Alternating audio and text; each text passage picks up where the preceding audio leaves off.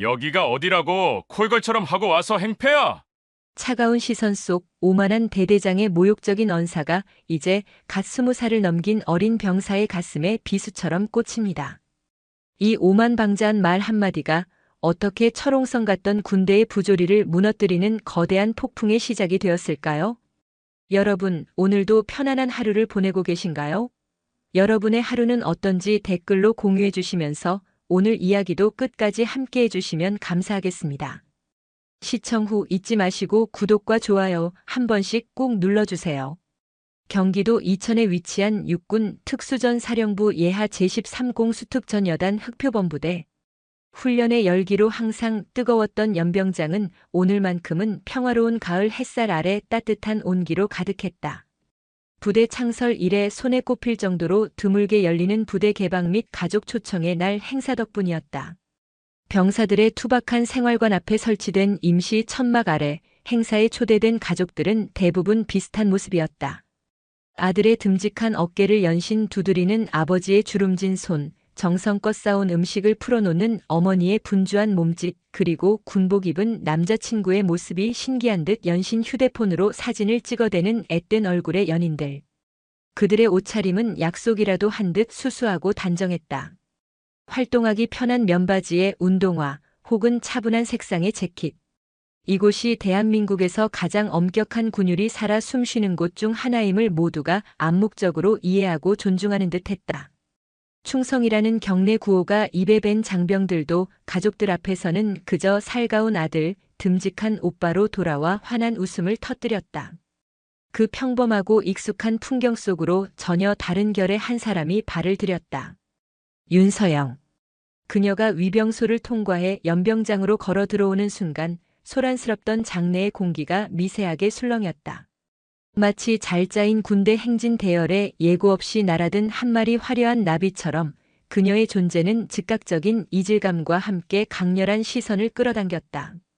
그녀는 하늘하늘한 아이보리색 실크 블라우스에 몸의 곡선을 우아하게 드러내는 검은색 슬랙스를 입고 있었다. 발목이 살짝 드러나는 바지 아래로는 아찔한 높이의 스틸레토 힐이 또각거리며 아스팔트 위를 경쾌하게 두드렸다.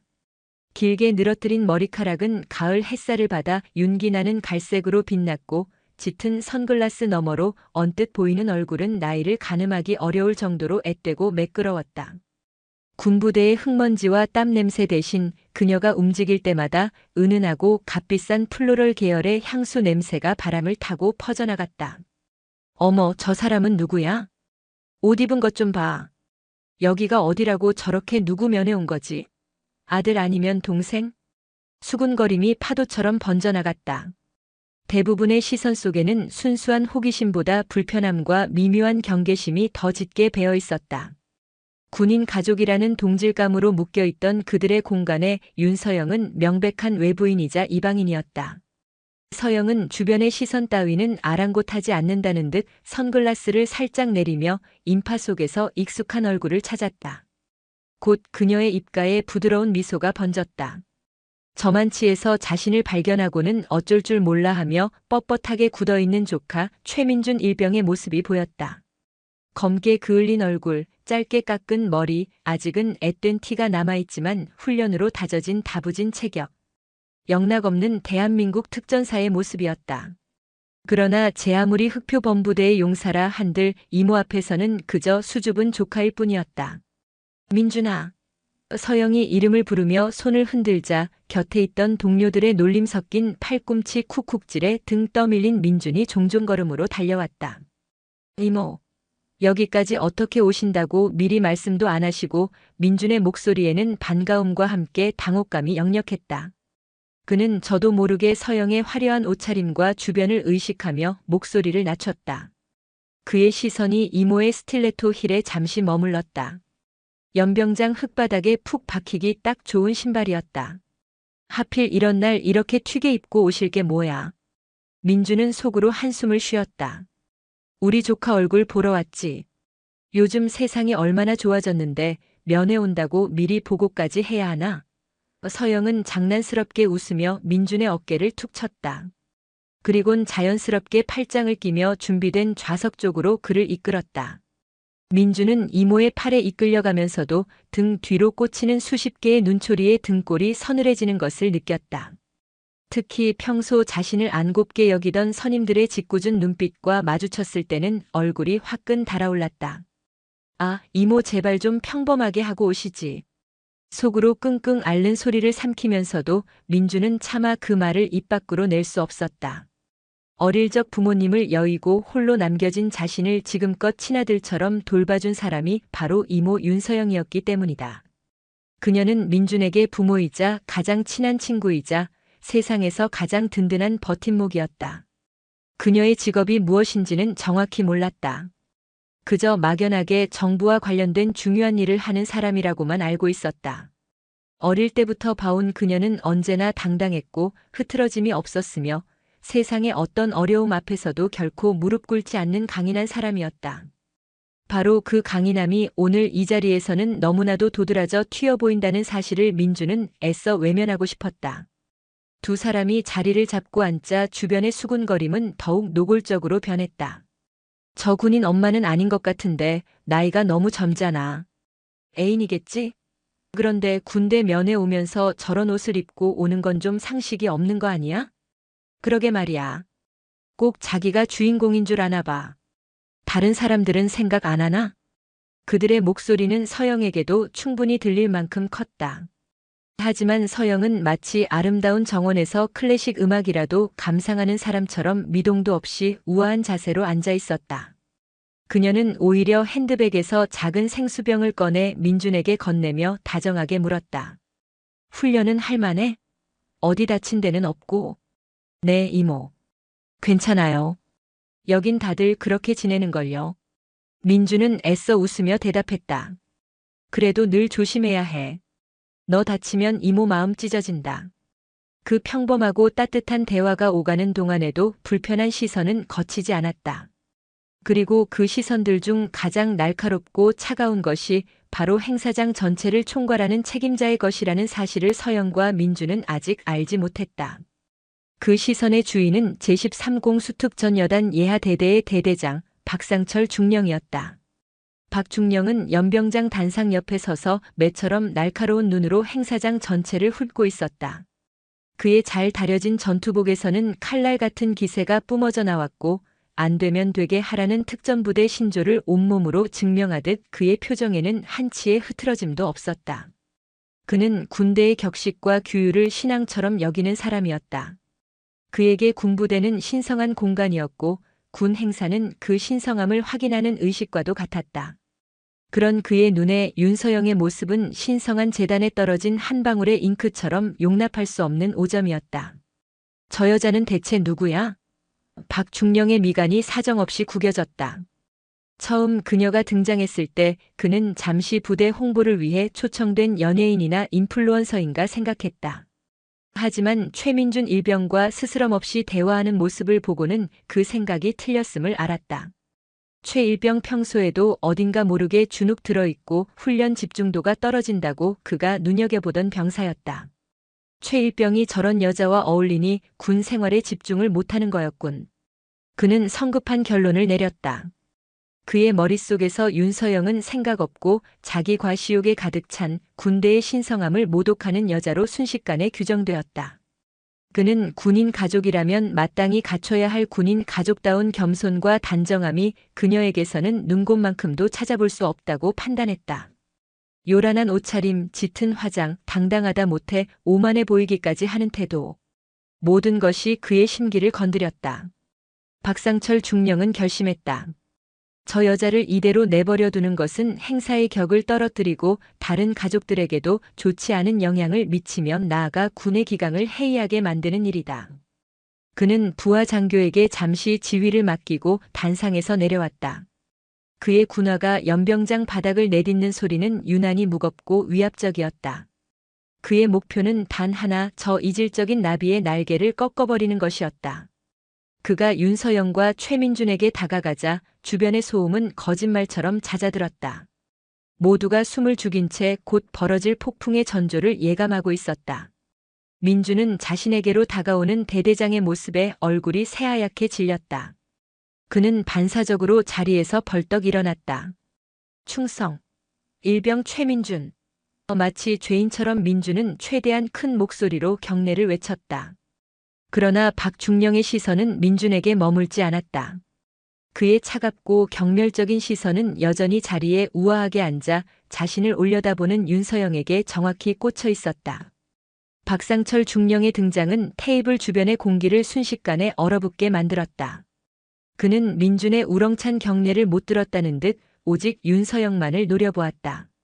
그의 눈빛은 마치 부대의 규율을 어긴 불량한 병사를 신문하는 조사관처럼 집요하고 차가웠다. 서영은 그런 그의 시선을 피하지 않고 정면으로 마주했다. 그녀는 자리에서 일어나지 않았다. 대신 앉은 채로 상체를 곧게 펴고 선글라스를 천천히 벗어 테이블 위에 내려놓았다. 짙은 선글라스 뒤에 가려져 있던 그녀의 눈이 온전히 드러나자 박중령은 순간적으로 숨을 멈칫했다. 나이를 가늠하기 힘든 앳된 얼굴과는 달리 그녀의 눈은 수많은 세월의 깊이를 담고 있는 듯 맑고 고요했다. 그 고요함 속에는 웬만한 위압감에는 결코 흔들리지 않을 단단한 심지가 자리 잡고 있었다. 박중령은 잠깐의 당혹감을 감추고 더욱 권위적인 목소리를 꾸며냈다. 최일병 옆에 계신 분은 누구지?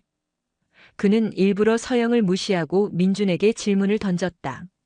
상대를 대화의 주체로 인정하지 않음으로써 그 존재 자체를 깎아내리려는 의도가 명백했다.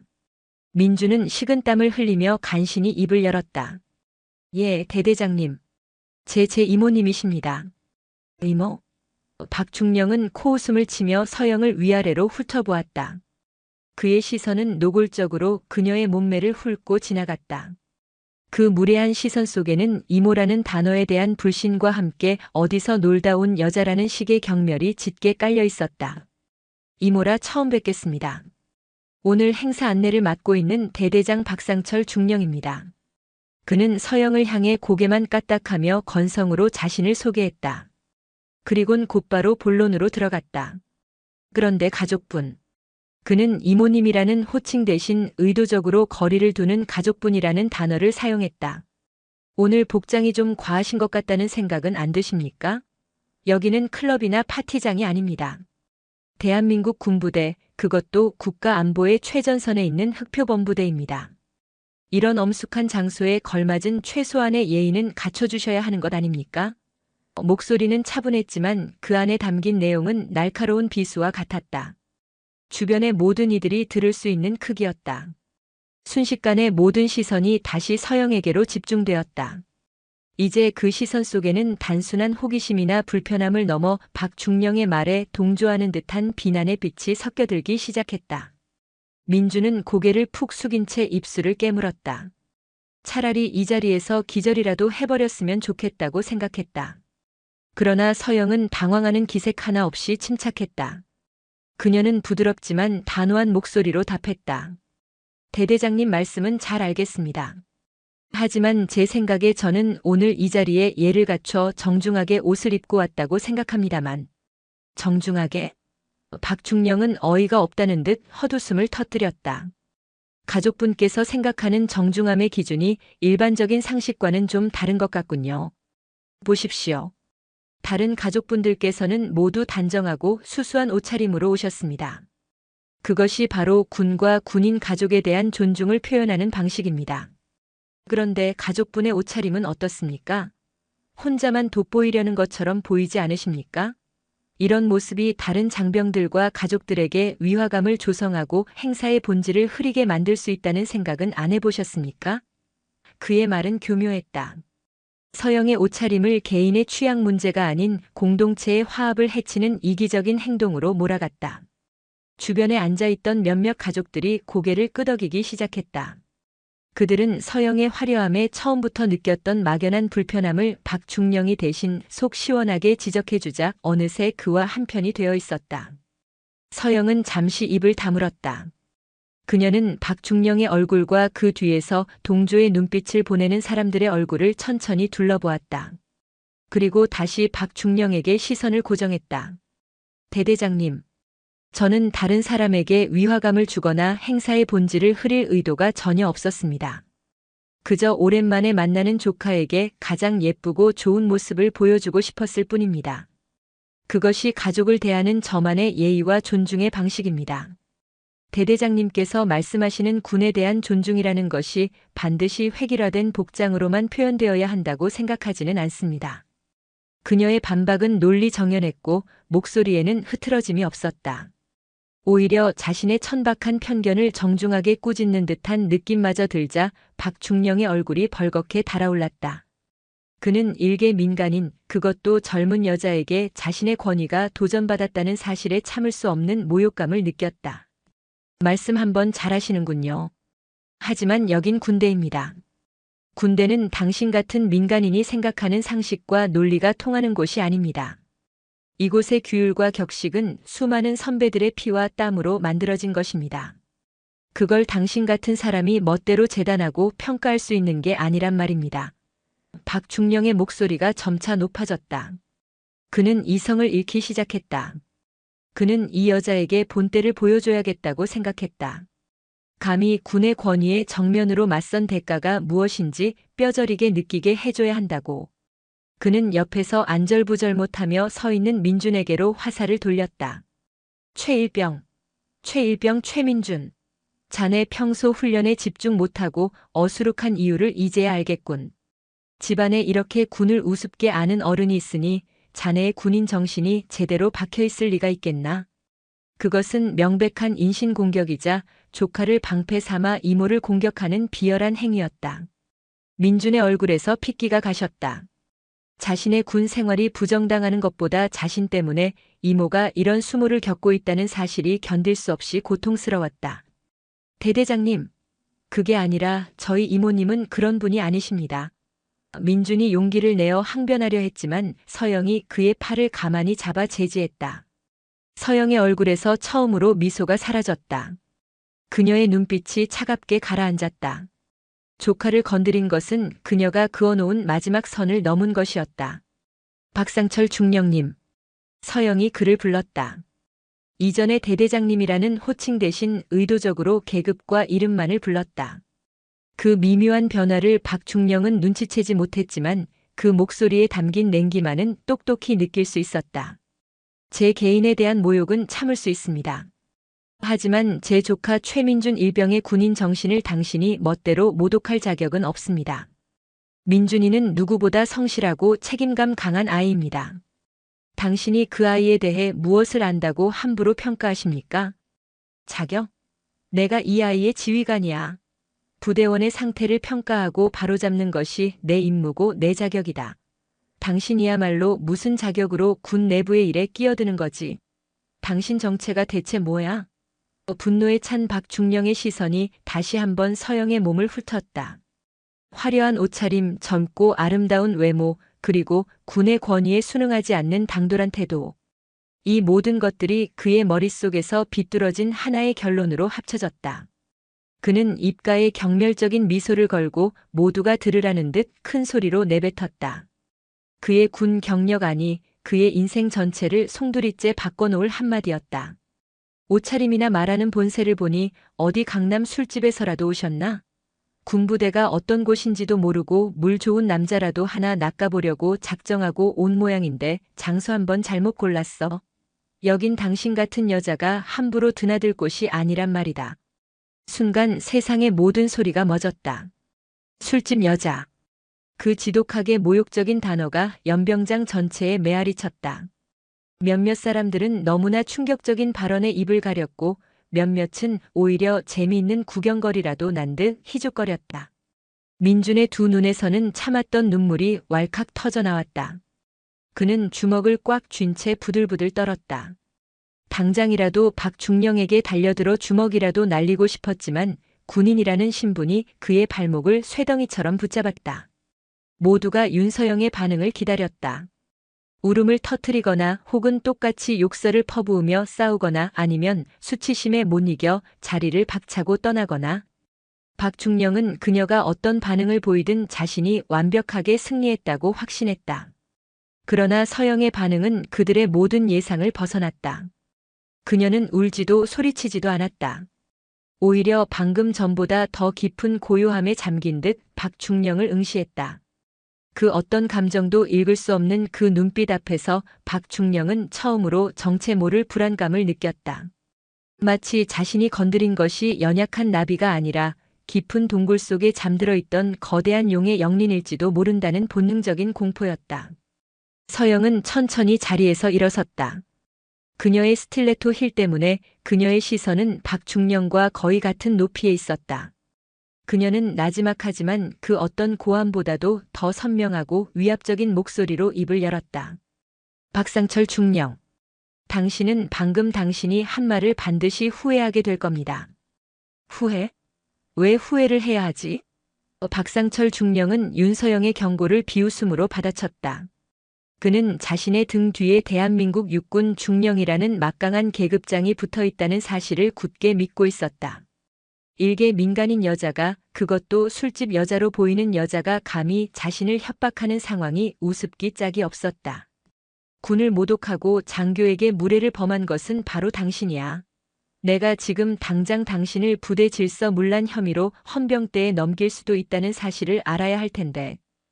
그는 자신의 권력을 과시하며 그녀를 더욱 압박했다. 이 자리에서 그녀의 길을 완전히 꺾어 놓아야 직성이 풀릴 것 같았다. 다른 가족들과 병사들이 모두 지켜보는 앞에서 군의 권위가 얼마나 무서운 것인지를 똑똑히 보여주고 싶었다. 하지만 서영은 그의 협박에 눈 하나 깜짝하지 않았다. 그녀의 얼굴에는 두려움이나 분노 대신 차가운 연민과 경멸이 뒤섞인 기묘한 표정이 떠올랐다. 마치 철부지 아이의 어설픈 허세를 보는 어른의 그것과도 같았다. 박상철 중령.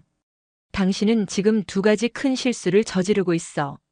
그녀의 말투는 어느새 반말에 가까운 권위 있는 하대의 형태로 바뀌어 있었다. 그 미세한 변화를 감지한 몇몇 나이든 부사관들이 저도 모르게 마른 침을 삼켰다. 첫째, 눈에 보이는 것으로 상대의 모든 것을 판단하는 오만함. 그리고 둘째, 당신에게 주어진 그 권력이 당신 개인의 것인 양 함부로 휘두르는 어리석음. 뭐라고? 이 여자가 지금 미쳤나? 박중령은 어이가 없어 말을 잇지 못했다. 그는 당장이라도 위병소에 연락해 저 여자를 끌어내라고 소리치고 싶었다. 그때 울음을 참고 있던 민준이 서영의 소매를 잡아당겼다. 이모 제발 그만하세요. 제가 잘못했어요. 그냥 우리가 여기서 나가요, 네. 민준은 애원했다. 이 이상 일이 커지면 자신의 군 생활은 물론이고 이모에게까지 어떤 불이익이 닥칠지 모른다는 공포가 그를 덮쳤다. 대대장에게 미운 털이 박힌 병사의 군 생활이 얼마나 끔찍해질지는 불 보듯 뻔한 일이었다. 그는 이 모든 상황이 자신 때문에 벌어졌다는 죄책감에 고개를 들 수 없었다. 서영은 조카의 떨리는 손을 부드럽게 감싸주었다. 그리고 그의 눈을 똑바로 바라보며 전과는 비교할 수 없이 부드럽고 따뜻한 목소리로 말했다. 민준아, 걱정하지 마. 이모가 다 해결할 수 있어. 넌 아무 잘못 없어. 그녀의 목소리에는 흔들림 없는 확신이 담겨 있었다. 그것은 근거 없는 허세나 고집이 아니었다. 모든 상황을 자신의 통제하에 두고 있으며 앞으로 벌어질 모든 일들을 이미 예견하고 있다는 듯한 절대적인 자신감이었다. 곧 다 해결될 거야. 아주 깨끗하게. 서영은 조카를 안심시킨 뒤 다시 박중령을 향해 몸을 돌렸다. 그리고 핸드백에서 스마트폰을 꺼내 들었다. 그녀의 그 행동에 박중령은 더욱 기가 막혔다. 뭐 하는 짓이야? 지금 누구한테 연락이라도 해서 찌르기라도 하겠다는 건가? 당신 뒤에 뭐 대단한 백이라도 있는 것처럼 구는데 여기가 어디인 줄 알고 함부로 전화를. 박중령의 말이 채 끝나기도 전에 서영은 그의 면전에 대고 보란듯이 통화 버튼을 눌렀다. 그녀는 단 한 사람에게만 연결되는 단축 번호를 사용했다. 신호음은 2번 이상 울리지 않았다. 나다. 서영의 입에서 나온 첫 마디는 지극히 간결했다. 수화기 너머의 상대방이 누구인지 그녀의 목소리 톤만으로도 상하 관계가 명확히 드러났다. 이 장군, 지금 어디쯤인가? 그래, 이천 근처라고. 잘 됐군. 내가 지금 자네 관할 부대 안에 있는데 와서 처리해야 할 일이 좀 생겼어. 흑표본부대. 그래, 바로 거기다. 와서 박상철 중령을 좀 찾아. 상황은 와보면 알게 될 거야. 10분, 아니 5분 내로 도착하도록. 그녀는 일방적으로 용건만 말하고는 통화를 끊어버렸다. 통화 시간은 30초도 채 되지 않았다. 이 장군? 박상철 중령을 찾으라고. 박중령은 그 짧은 통화 내용에 온몸이 굳어지는 것을 느꼈다. 장군이라는 단어가 그의 귓가를 날카롭게 파고들었다. 하지만 그는 애써 태어난 척 더 큰 소리로 그녀를 비웃었다. 아주 쇼를 하는군. 쇼를 해. 어디서 연극 배우라도 데려왔나? 이 장군? 대한민국의 이시성을 가진 장군이 한둘인 줄 알아? 당신이 전화를 건다고 그 높은 분들이 여기까지 달려올 것 같아? 여기가 무슨 민원센터인 줄 아나? 그는 서영이 겁을 먹고 거짓말을 하고 있다고 확신했다. 아무리 생각해도 말이 되지 않았다. 저렇게 젊고 화려한 여자가 장군과 직접 통화를 하고 오라가라 명령까지 한다는 것은 상상조차 할 수 없는 일이었다. 내가 이 행사의 총책임자야.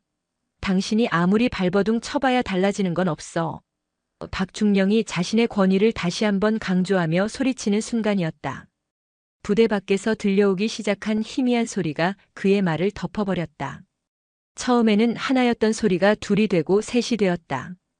그것은 일반 차량의 엔진 소리와는 차원이 다른 육중하고 위압적인 소리였다. 여러 대의 차량이 고속으로 부대를 향해 접근하고 있었다. 그리고 그 소리 사이로 간헐적으로 울리는 사이렌 소리가 섞여들었다. 비상 상황이 아닌 이상 부대 내에서 결코 울릴 일이 없는 가장 높은 수준의 의전을 의미하는 소리였다. 연병장에 있던 모든 사람들의 시선이 일제히 위병소 방향으로 향했다. 박중령 역시 불안한 표정으로 소리가 들려오는 쪽을 쳐다보았다. 위병소 근무를 서던 헌병들의 움직임이 갑자기 분주해졌다. 무전기를 통해 다급한 보고가 오가는 것이 멀리서도 보였다. 뭐야? 무슨 일이야? 박중령이 근처에 있던 부하 장교에게 소리쳤다. 상황 파악을 위해 달려갔던 장교가 얼굴이 하얗게 질린 채 뛰어왔다. 네네, 대대장님. 큰일 났습니다. 무슨 일이냐고. 똑바로 보고해. 박중령의 목소리에 초조함이 묻어났다. 합동참모본부에서 차량이 오고 있다고 합니다.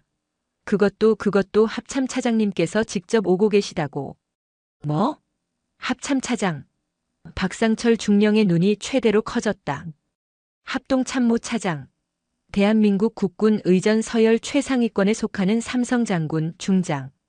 특전사령관도 육군 참모총장도 아닌 전군을 통틀어 손에 꼽히는 최고의 지휘관이 아무런 예고도 없이 이 작은 부대 행사장으로 오고 있다는 말이었다. 대체 왜? 무엇 때문에? 그의 머릿속이 하얗게 비어버렸다. 불시에 부대 감찰이라도 나온 것인가? 아니면 자신이 모르는 엄청난 군사적 상황이라도 터진 것인가? 수만 가지 생각이 그의 뇌리를 스치고 지나갔다. 그때 그의 등 뒤에서 너무나도 평온하고 차분한 목소리가 들려왔다. 이제 곧 도착할 모양이군. 박중령이 기계처럼 삐걱거리며 고개를 돌렸다. 윤서영. 그녀는 마치 이 모든 상황을 처음부터 알고 있었다는 듯 조금의 동요도 없이 위병소 쪽을 바라보고 있었다. 그녀의 얼굴에는 희미한 미소마저 감돌고 있었다. 그 순간 박상철 중령의 온몸을 지배하던 오만과 분노는 흔적도 없이 사라지고 그 자리를 거대한 공포가 채우기 시작했다. 눈앞에 이 여자 자신이 술집 여자라고 모욕했던 이 여자가 지금 벌어지고 있는 상상조차 할 수 없는 이 상황과 관련이 있을지도 모른다는 끔찍한 예감이 그의 덩골을 타고 흘렀다. 설마 아니야. 그럴 리가 없어. 우연일 거야. 그는 필사적으로 현실을 부정했다. 하지만 그의 심장은 통제 불능 상태로 미친 듯이 울부짖고 있었다. 끼익. 요란한 타이어 마찰음과 함께 검은색 지휘 차량을 선두로 한 차량 행렬이 연병장 안으로 미끄러져 들어왔다. 선두 차량의 번호판 옆에는 선명하게 빛나는 은색 별 3개가 박혀 있었다. 삼성. 대한민국 군대에서 그 3개의 별이 갖는 무게는 상상을 초월했다. 모든 것이 멈췄다. 시간도 바람도 사람들의 숨소리마저도. 오직 심장이 터질 듯한 고요함만이 연병장을 가득 메웠다. 폭풍이 마침내 도착한 것이다. 시간은 흐르고 있었지만 연병장 위의 모든 생명체는 그 흐름에서 비껴난 듯 했다. 검은색 지휘 차량의 번호판 옆에서 가을 햇살을 받아 서늘하게 빛나는 세 개의 별. 그 작은 금속 조각이 뿜어내는 권위는 연병장 전체의 공기를 압축시켜 진공 상태로 만들어버릴 만큼 절대적이었다. 가장 먼저 반응한 것은 차량들이었다. 선두의 삼성 장군 지휘 차량을 뒤따르던 검은 세단과 호위용 지프의 문이 거의 동시에 그러나 소리 없이 열렸다. 문이 열리기가 무섭게 잘 다려진 전투복과 각 잡힌 정복 차림의 장교와 부사관들이 민첩하게 쏟아져 나왔다. 그들은 약속이라도 한 듯 일사불란하게 움직였다. 일부는 지휘 차량 주변의 경계 태세를 갖추었고 일부는 날카로운 눈으로 행사장 전체를 스캔하기 시작했다. 그들의 눈빛에는 조금의 감정도 담겨 있지 않았다. 오직 임무와 상황 파악이라는 잘 벼린 칼날 같은 목적 의식만이 번득이고 있었다. 그들은 단순한 수행원들이 아니었다. 합동참모본부라는 대한민국 국군 최고의 브레인 집단에서 최고의 지휘관을 보좌하는 엘리트 중의 엘리트들이었다. 그들 한 명 한 명이 웬만한 부대의 지휘관급에 해당하는 능력을 지닌 인재들이었다. 그들이 풍기는 위압감만으로도 연병장에 모인 가족들은 물론이고 평생을 군에 몸담아온 직업 군인들마저 숨을 제대로 쉴 수 없었다. 박상철 중령은 그 광경을 망연자실한 표정으로 바라보았다. 그의 머릿속은 혼돈 그 자체였다. 합참차장 이진우 중장님, 그분이 왜 여기에? 특전사령부를 시찰 오셨다는 소문은 들었지만 예고도 없이 13여 단 대대 행사장에 나타나실 이유가 없다. 이건 뭔가 잘못됐다. 악몽을 꾸고 있는 거다. 그는 필사적으로 현실을 부정하려 애썼다. 하지만 그의 몸은 이미 군인으로서의 본능에 따라 움직이고 있었다. 전원 차렷. 대대장 이하 전 장병은 합참 차장님께 대하여 경례. 그의 목소리는 공포 때문에 흉하게 갈라지고 있었다. 하지만 그 외침은 연병장의 정적을 깨는 신호탄이 되었다. 넋을 놓고 있던 장병들이 화들짝 놀라며 반사적으로 자리에서 일어나 부동자세를 취했다. 가족들 역시 어쩔 줄 몰라 하며 덩달아 일어나 뻣뻣하게 굳어버렸다. 연병장은 순식간에 거대한 제식 훈련장처럼 변해버렸다. 박중령은 떨리는 다리를 억지로 움직여 지휘 차량 앞으로 달려나갔다. 지금 이 상황을 수습할 수 있는 방법은 단 하나뿐이었다. 군대의 가장 기본적인 원칙, 선임 지휘관에게 먼저 보고하고 지시를 받는 것. 어떻게든 먼저 합참차장과 대면해서 이 상황이 자신의 통제하에 있음을 보여줘야만 했다. 그래야만 했다. 하지만 그의 그런 필사적인 노력을 비웃기라도 하듯 지휘 차량의 뒷좌석 문은 좀처럼 열리지 않았다. 마치 연극의 주인공이 가장 극적인 순간에 등장하기 위해 무대 뒤에서 숨을 고르고 있는 것처럼 그 몇 초의 시간이 박중령에게는 영원처럼 느껴졌다.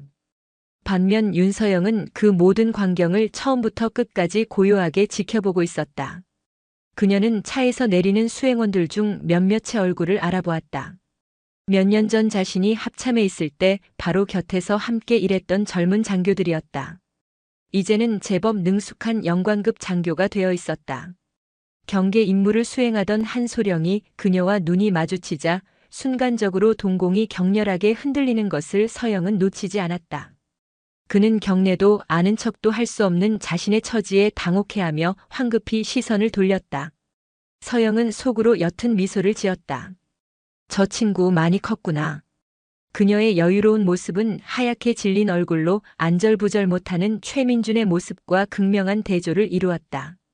민준은 지금 이 상황이 도저히 현실로 믿기지 않았다. 합참차장. TV 뉴스에서나 보던 구름 위의 존재 같은 사람이 왜 자신의 눈앞에 나타난 것인가? 그리고 왜 이모는 저렇게 태어난 것인가? 혹시 이모가 저지른 일이 저렇게 높은 분이 직접 와야 할 만큼 큰 잘못이었던 걸까? 민준의 머릿속에서는 최악의 시나리오들이 꼬리에 꼬리를 물고 펼쳐졌다. 바로 그때였다. 딸깍. 지휘 차량의 뒷좌석 문손잡이가 움직이는 소리가 유난히 크게 들렸다. 그리고 천천히 육중한 문이 바깥쪽으로 열리기 시작했다. 가장 먼저 땅을 밟은 것은 먼지 하나 없이 완벽하게 광을 낸 검은색 전투화였다. 이어서 굵고 단단한 다리가 모습을 드러냈고 마침내 한 사내가 차에서 내려 모습을 완전히 드러냈다. 이진우 중장. 나이는 50대 초반으로 보였지만 그의 어깨는 웬만한 20대 장병들보다도 넓고 단단했다.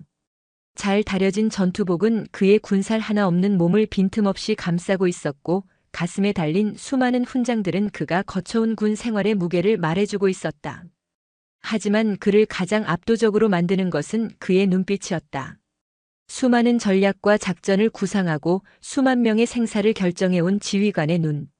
그 눈은 부드러운 듯 하면서도 모든 것을 꿰뚫어 보는 듯한 깊이와 날카로움을 동시에 담고 있었다. 이진우 중장은 차에서 내리자마자 잠시 눈을 가늘게 뜨고 연병장 전체를 빠르게 훑었다. 마치 고성능 레이더가 전장을 스캔하듯 그의 시선은 순식간에 이곳의 지형과 인원, 그리고 분위기를 파악했다. 충, 성, 박상철 중령이 목이 터져라 외치며 거수 경례를 했다.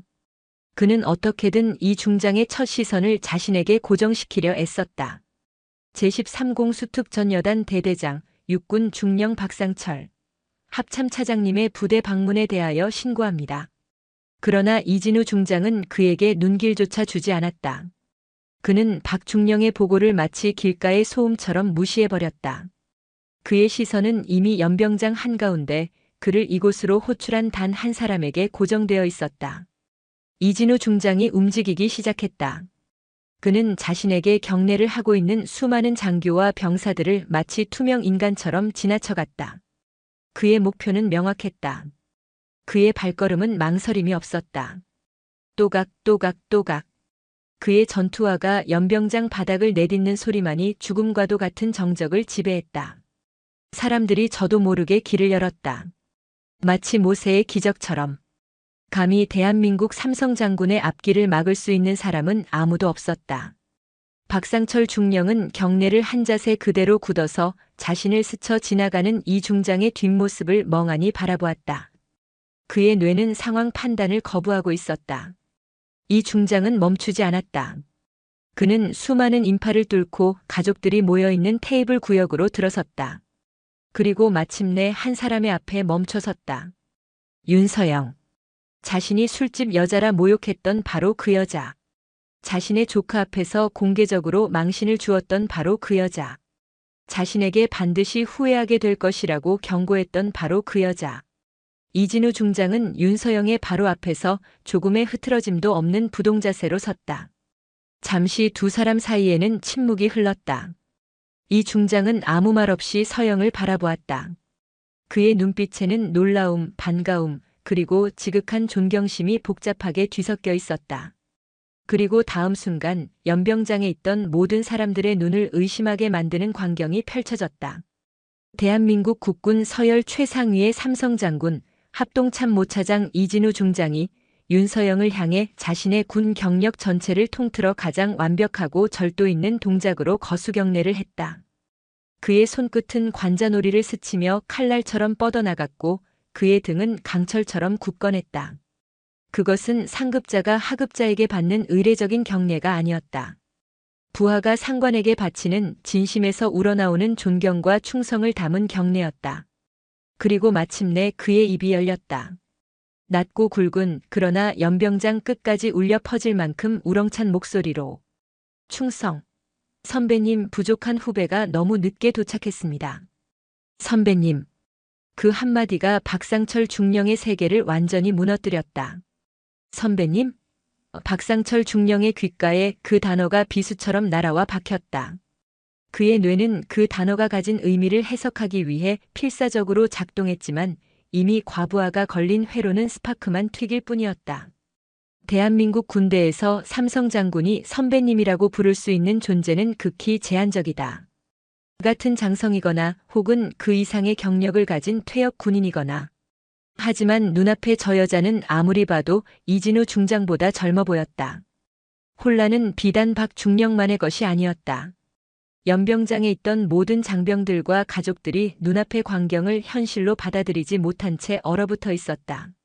아들의 군 생활이 걱정되어 조마조마한 마음으로 상황을 지켜보던 어머니도 남자친구가 곤란해질까봐 발을 동동 구르던 곰신 여자친구도 감히 대대장에게 맞서는 저 여자의 정체가 무엇일까 수군대던 다른 가족들도 모두가 입을 떡 벌린 채 할 말을 잃었다. 최민주는 그 자리에서 그대로 돌이 되어버린 듯 했다. 자신의 이모가 하늘처럼 보이던 삼성 장군에게 선배님이라는 호칭과 함께 경례를 받고 있었다. 어릴 적부터 자신을 돌봐주던 다정하고 아름다운 이모의 모습 위로 전혀 다른 미지의 이미지가 겹쳐지기 시작했다. 그 거대한 이미지의 무게에 민주는 숨조차 쉴 수 없었다. 정적을 깬 것은 윤서영이었다. 그녀는 이진우 중장의 경례를 받으며 가볍게 고개를 끄덕여 보였다. 군복을 입지 않은 민간인이었기에 거수 경례로 답할 수는 없었지만 그 미동 하나에는 이 중장의 경례를 온전히 받아들인다는 무언의 권위가 담겨 있었다. 이 장군 오랜만이군. 자네가 여기까지 올 일은 아니었는데 내가 괜한 수고를 시켰어. 그녀의 목소리는 지극히 평온했다. 마치 오랜만에 만난 친한 후배에게 안부를 건네는 듯한 말투였다. 하지만 그 평온함이 듣는 이들에게는 더 큰 충격으로 다가왔다. 이진우 중장은 경례를 풀고 자세를 바로 했다. 그는 여전히 서영의 앞에서 꼿꼿한 자세를 유지하며 말했다. 아닙니다, 선배님. 선배님께서 부르시면 어디라도 달려오는 것이 후배의 도리입니다. 그런데 여기까지는 어인 일이십니까? 조카분 면회를 오셨다고 들었습니다만. 그의 말 속에는 단순한 안부를 넘어 감히 누가 선배님의 심기를 건드렸습니까? 라는 날카로운 질문이 숨겨져 있었다. 그의 시선이 아주 잠깐 서영의 옆에 서 있는 박상철 중령에게로 향했다. 그 짧은 순간 이 중장의 눈빛은 얼음장처럼 차갑게 변했다. 그때 이 중장의 뒤에 서 있던 합참의 영관급 장교들 사이에서 작은 웅성거림이 터져나왔다.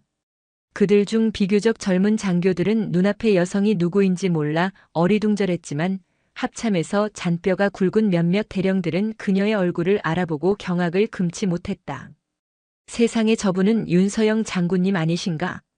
전임 합참차장님 강철나비께서 왜 여기에? 그들의 속삭임은 작았지만 주변의 다른 장교들의 귀로 빠르게 퍼져나갔다. 그리고 그 속삭임은 곧 연쇄 폭발과 같은 깨달음의 파동을 일으켰다. 윤서영. 육군사관학교를 수석으로 졸업하고 여군 최초로 전투병과 소대장을 역임했으며 이후 주요 작전 및 전략부서의 핵심 보직을 두루 거친 전설적인 인물. 남성 중심의 군 조직에서 오직 실력 하나만으로 편견의 벽을 깨부수고 최연소로 별을 달았던 입지전적인 여군. 그리고 마침내 대한민국 국군 창설 이래 여성으로서는 최초로 합동참모차장 삼성 장군의 자리에 올랐던 인물. 그녀의 별명은 강철나비였다. 나비처럼 우아하고 아름다운 외모를 가졌지만 그 본질은 강철보다도 단단하고 예리하다는 의미에서 붙여진 별명이었다.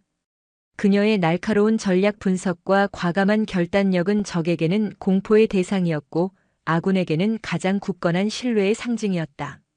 몇 년 전 그녀는 군 최고 수뇌부와의 정책적 견해 차이로 더 높은 자리를 눈앞에 두고 명예롭게 전역을 선택했다. 그녀의 갑작스러운 퇴역은 군 전체에 큰 충격과 아쉬움을 남겼다. 이후 국방 관련 연구소에서 조용히 자문 역할을 하고 있다는 소문만 무성할 뿐 공식 석상에는 거의 모습을 드러내지 않아 서서히 사람들의 기억 속에서 잊혀가고 있었다. 바로 그 전설이 지금 자신들의 눈앞에 서 있는 것이다. 모든 퍼즐 조각이 맞춰지는 순간 박상철 중령은 온몸에 피가 역류하는 듯한 끔찍한 감각에 휩싸였다. 전임 합참차장 윤서영 장군 말도 안 돼. 그는 눈앞의 현실을 믿을 수가 없었다. 자신이 술집 여자라고 희롱하고 군을 모독하는 여자라고 몰아세웠던 저 사람이 불과 몇 년 전까지만 해도 이진우 중장과 동급이자 선배였던 하늘과도 같은 대선배였다는 사실을. 그의 다리가 후들거리기 시작했다. 턱은 사시나무처럼 떨렸고 등줄기로는 식은땀이 폭포수처럼 흘러내렸다. 자신이 무슨 짓을 저질렀는지 그제야 뼈저리게 실감했다. 그것은 단순히 민간인에게 무례를 범한 수준의 실수가 아니었다. 군의 대선배이자 전설적인 영웅의 명예에 씻을 수 없는 오물을 끼얹은 대역죄였다. 서영은 자신을 둘러싼 경악과 충격의 시선들을 뒤로하고 이진우 중장에게 말했다. 이 장군, 자네가 와서 다행이군. 내가 처리하는 것보다는 현역인 자네가 직접 정리하는 게 모양새가 좋을 것 같아서 말이야. 그녀는 천천히 고개를 돌려 시체처럼 서 있는 박상철 중령을 바라보았다. 그녀의 눈빛에는 더 이상 어떤 감정도 담겨 있지 않았다. 그것은 이미 생명이 끊어진 사물을 바라보는 듯한 공허하고 차가운 시선이었다. 저기 서 있는 박상철 중령. 서영의 손가락이 정확하게 박중령을 가리켰다. 박중령은 마치 사형 선고를 받는 죄수처럼 온몸을 움츠렸다. 조카 면회를 와서 조용히 행사를 지켜보고 있던 나에게 복장이 군부대에 어울리지 않는다며 시비를 걸더군. 그녀의 목소리는 담담했지만 그 내용은 이진우 중장을 비롯한 모든 지휘관들의 얼굴을 굳게 만들었다. 거기까지는 좋았어. 군의 기강을 위한 충정이라고 이해해 줄 수도 있었지. 하지만 그는 내 조카 최민준 일병을 들먹이며 가정의 군을 우습게 아는 어른이 있으니 군인 정신이 썩었다고 모욕했어. 이진우 중장의 눈썹이 꿈틀했다. 현역 장병의 가족 앞에서 그 장병의 군인 정신을 모욕하는 것은 지휘관으로서 절대 해서는 안 될 금기 중 하나였다. 서영의 말은 계속됐다. 그녀의 목소리는 점점 더 차가워지고 있었다. 그리고 마지막에는 여기 모인 모든 가족과 장병들이 듣는 앞에서 나에게 이렇게 묻더군. 그녀는 잠시 말을 멈추고 박상철 중령의 눈을 똑바로 응시했다. 박중령은 그 시선을 감당하지 못하고 고개를 떨구었다. 어디 술집에서 온 여자냐고. 남자라도 하나 낚아보려고 온 거냐고 말이야. 그 말이 터져나오는 순간 이진우 중장의 얼굴에서 모든 핏기가 사라졌다. 그의 온몸에서 살기에 가까운 분노가 뿜어져 나왔다.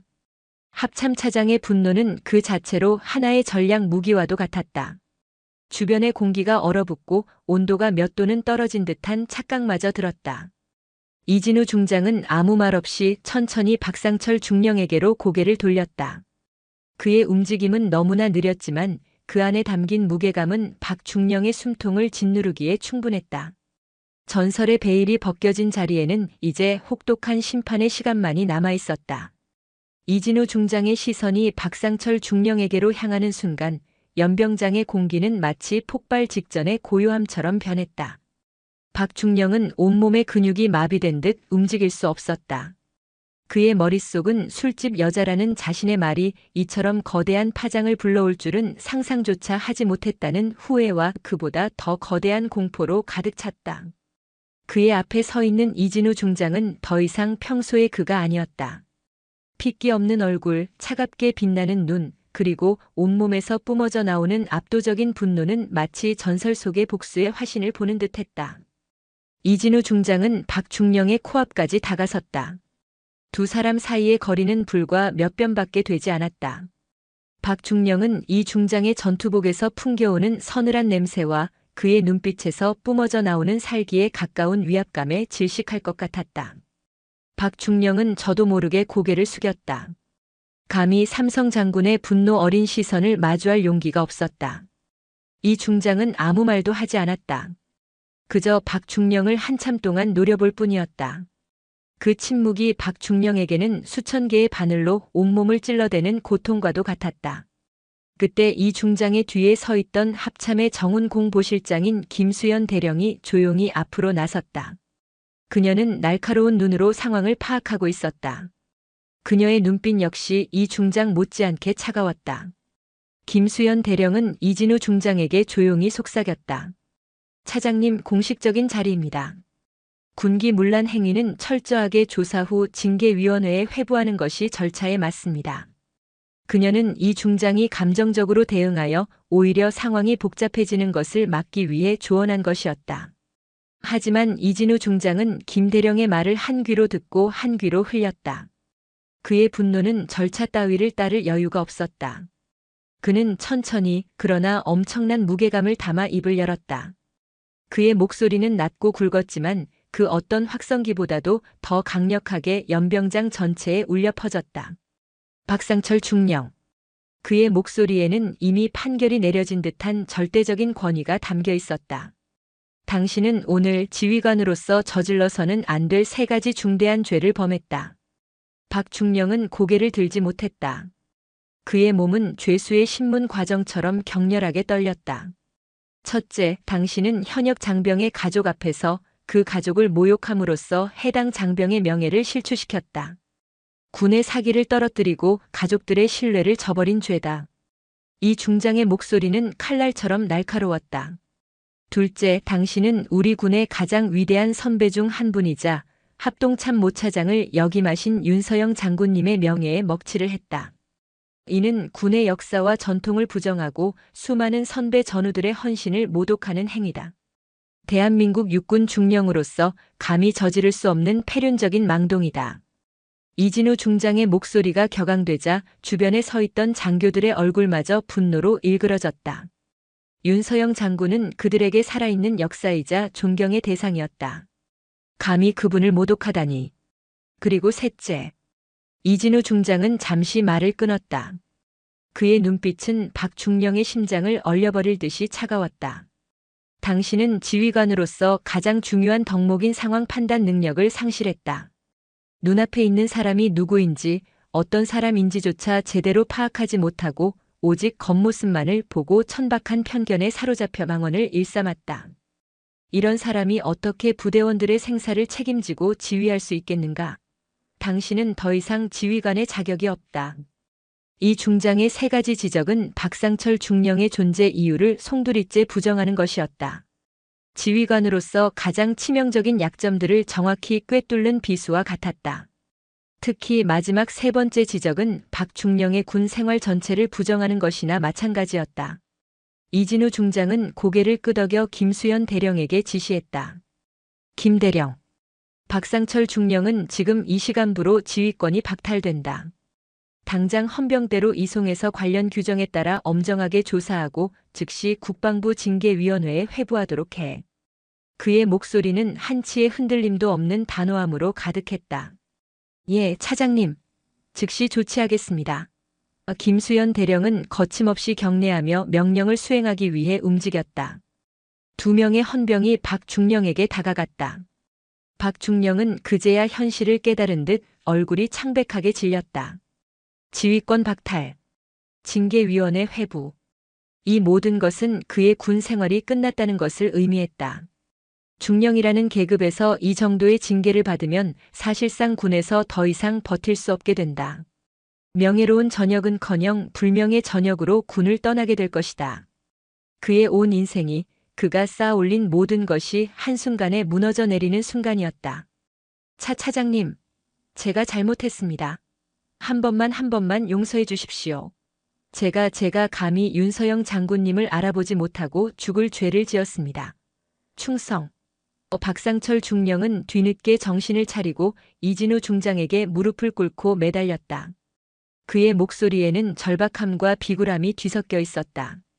그는 이 중장의 바짓가랑이라도 붙잡고 싶었지만 헌병들이 그를 제지하며 팔을 붙잡았다. 하지만 이진우 중장은 단호했다. 늦었다, 박중령. 군은 개인의 감정으로 운영되는 곳이 아니다. 특히 지휘관의 판단 착오와 망언은 더 큰 재앙을 불러올 수 있다. 당신의 실수는 단순한 실언이 아니라 군의 명예와 신뢰를 무너뜨린 중대한 죄다. 군법에 따라 처벌받는 것이 마땅하다. 헌병들이 박상령 중령을 연행하기 위해 움직이자 그는 마지막으로 발버둥 치듯 윤서영을 향해 고개를 돌렸다. 장군님, 윤서영 장군님, 제발 제가 잘못했습니다. 한 번만 살려주십시오. 제가 죽을 죄를 졌습니다. 그의 눈에서는 뒤늦은 후회의 눈물이 왈칵 쏟아져 내렸다. 그러나 윤서영은 그를 응시하지 않았다. 그녀의 시선은 이미 최민준 일병에게로 향해 있었다. 마치 박상철 중령은 이미 그녀의 세상에 존재하지 않는 사람인 것처럼. 그녀는 철저하게 그를 무시했다. 헌병들이 박상철 중령을 부축해 위병소 방향으로 끌고 갔다. 그의 흐느낌과 애원 섞인 목소리는 점차 멀어져 갔다. 그가 사라지고 나서야 연병장에는 다시금 충격과 고요함이 뒤섞인 정적이 찾아들었다. 이진우 중장은 박상철 중령이 사라지는 것을 확인한 후 다시 윤서영에게로 고개를 돌렸다. 그의 얼굴에는 아까의 분노 대신 깊은 송구스러움이 떠올랐다. 선배님, 이런 불미스러운 일로 인해 심려를 끼쳐드려 정말 죄송합니다. 후배들의 교육이 부족하여 선배님의 명예에 누가 되었습니다. 제가 책임을 지겠습니다. 이진우 중장은 고개를 숙여 윤서영에게 사과했다. 삼성 장군이 고개를 숙이는 모습은 그 자리에 있던 모든 이들에게 다시 한번 큰 충격으로 다가왔다. 서영은 그를 향해 희미한 미소를 지었다. 자네 탓이 아니야, 이 장군. 시대가 변해도 사람의 본질은 변하지 않는 법이지. 다만 아직 우리 군의 정신교육이 갈 길이 멀다는 것을 다시 한번 깨닫게 되었을 뿐이야. 그녀는 천천히 최민준 일병에게로 시선을 돌렸다. 민준은 아직도 이 모든 상황이 꿈인 듯 멍하니 서 있었다. 그의 눈에는 이모를 향한 놀라움과 함께 자신 때문에 이모가 이런 일을 겪었다는 죄책감, 그리고 감히 상상조차 할 수 없었던 이모의 진짜 정체에 대한 혼란이 뒤섞여 있었다. 서영은 민준의 뺨을 부드럽게 쓰다듬었다. 그녀의 손길은 변함없이 따뜻했다. 민준아, 많이 놀랐지? 민준은 겨우 고개를 끄덕였다. 이모가 그 윤서영 장군님이셨어요? 그의 목소리는 떨렸다. 서영은 미소 지었다. 그래. 이제야 알았네. 비밀로 하려고 한 건 아닌데 내가 굳이 묻지 않아서 말할 기회가 없었어. 이모는 내가 자랑스러운 대한민국의 특전사가 된 것을 정말 자랑스럽게 생각한단다. 그녀의 따뜻한 말 한마디에 민준의 눈가에는 다시금 눈물이 핑 돌았다. 그는 이모를 끌어안고 싶었지만 옆에 서 있는 삼성 장군과 수많은 장병들의 시선 때문에 차마 그러지 못하고 주먹만 꽉 쥐었다. 이진우 중장은 그 모습을 조용히 지켜보다가 민준에게로 고개를 돌렸다. 그의 얼굴에는 박중령에게 향했던 살기는 찾아볼 수 없었다. 대신 인자하고 믿음직한 선배 군인의 얼굴이 떠올랐다. 최일병. 이 중장이 민준을 불렀다. 오늘 자네의 이모님께 벌어진 일에 대해 사과한다. 하지만 자네는 한 가지 명심해야 한다. 자네는 절대 비난받을 자격이 없다는 것을. 오히려 자네 이모님의 명예를 끝까지 지키려 했던 모습은 진정한 군인의 자세였다. 자네의 군인 정신은 훌륭하다. 감사합니다. 충성. 민준은 우렁찬 목소리로 격려했다. 이진우 중장의 격려 한마디에 그는 다시금 정신을 차리고 어깨를 펴는 듯 했다. 그의 눈빛에는 이모에 대한 미안함과 함께 이모를 닮아 자신 역시 훌륭한 군인이 되겠다는 새로운 결심이 떠올랐다. 서영은 이 중장에게 고개를 돌렸다. 이 장군, 오늘 이천까지 직접 와줘서 고맙네. 이제 부대 행사도 마무리하고 원래 하려던 일에 집중하게. 나는 민준이와 점심을 먹고 잠시 후에 돌아갈 테니. 예, 선배님. 그렇게 조치하겠습니다. 혹시 더 필요하신 것은 없으십니까? 이 중장은 여전히 극진한 예의를 갖추었다. 아니, 충분해. 서영은 짧게 답했다. 그리고는 민준의 팔짱을 끼며 환하게 웃었다. 민준아, 이모가 오늘 너랑 맛있는 거 먹으려고 특별히 좋은 곳을 예약해뒀어. 따라와. 그녀의 발걸음은 여전히 우아하고 당당했다. 하지만 이제 그 누구도 그녀의 옷차림이나 태도에 대해 수군거리지 않았다. 오히려 존경과 경외심이 담긴 시선으로 그들의 뒷모습을 바라볼 뿐이었다. 그녀의 스틸레토 힐이 연병장 바닥을 또각거리며 울렸다. 그 소리는 마치 강철 나비의 날갯짓처럼 거대한 폭풍을 몰고 왔다가 다시금 고요함을 찾아 떠나는 전설의 발자국 소리처럼 들렸다. 윤서영과 최민준 그리고 이진우 중장 일행이 행사장을 떠나자 연병장에는 다시 한번 무거운 정적이 찾아들었다. 하지만 이전의 고요함과는 전혀 다른 종류의 정적이었다. 그것은 충격과 경외심 그리고 뒤늦은 깨달음으로 가득 찬 정적이었다. 박상철 중령의 지휘권 박탈 소식은 불과 몇 분 만에 부대 전체에 퍼져나갔다. 그가 윤서영 장군에게 어떤 망언을 했는지에 대한 소문도 함께였다. 처음에는 믿지 못하던 장병들도 합참차장 이진우 중장이 직접 와서 그를 연행해 갔다는 사실을 확인하고는 경악을 금치 못했다. 세상에 박중령이 감히 윤서영 장군님을 몰라보고 미쳤군. 그 강철 나비 윤서영 장군님을 어휴, 군 생활 다 끝났네. 아니, 그래도 그렇지. 그렇게까지 모욕을 주다니 그건 좀 너무하긴 했다. 병사들과 장교들은 삼삼오오 모여 이야기를 나눴다. 그들의 대화 속에는 박상철 중령에 대한 동정심보다는 윤서영 장군에 대한 존경심과 함께 감히 그런 대선배에게 막말을 했다는 분노가 더 짙게 배어 있었다. 특히 여군 장교들은 더욱 격앙된 반응을 보였다. 윤서영 장군은 그들에게 단순한 선배가 아니라 유리천장을 깬 살아있는 전설이자 롤모델이었기 때문이다. 최민준 일병의 입지는 하루아침에 180도 달라졌다. 그를 향하던 수많은 눈초리 속에는 더 이상 곱지 않은 시선이나 놀림이 아닌 경외감과 존경심이 담겨 있었다. 야, 최일병. 내 이모님이 윤서영 장군님이었다며? 대박이다, 야. 어쩐지 평범하지 않더라니. 클라스가 다르네, 클라스가. 그나저나 박중령은 진짜 큰일 났겠네. 합참 차장님이 직접 나설 정도면. 민주는 그런 동료들의 시선과 말에 어색해했지만 이전처럼 주눅 들거나 피하지 않았다. 이모가 자신에게 보여준 믿음과 용기, 그리고 이진우 중장이 자신에게 건넨 격려가 그의 마음속에 단단한 뿌리를 내린 듯 했다. 그는 이제 이모의 자랑스러운 조카이자 흑표본부대의 당당한 특전사로 다시 태어난 듯 했다. 그날 이후 제13공 수특전 여단에는 크고 작은 변화의 바람이 불어닥쳤다. 상급 부대에서는 이번 사건을 계기로 지휘관들의 인성교육과 부대원 및 가족들에 대한 존중의식 함양을 강조하는 공문이 내려왔다. 지휘관들은 병사들 앞에서 자신의 권위를 내세우기보다 진정한 리더십과 소통의 중요성에 대해 다시 한번 생각하게 되었다. 특히 겉모습만으로 사람을 판단하지 말라는 교훈은 부대 전체에 깊이 각인되었다. 윤서영 장군은 그날 이후 다시는 흑표본부대의 모습을 드러내지 않았다.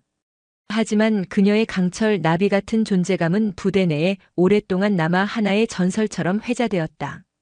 그녀가 짧은 시간 동안 보여준 우아함과 강인함, 그리고 흔들림 없는 당당함은 많은 장병들에게 깊은 인상을 남겼다. 특히 여성 장병들에게는 강철 나비의 귀환이 더 높은 곳을 향해 날아오를 수 있다는 희망과 용기를 심어주었다. 민주는 그날 이후 더욱 훈련에 매진했다.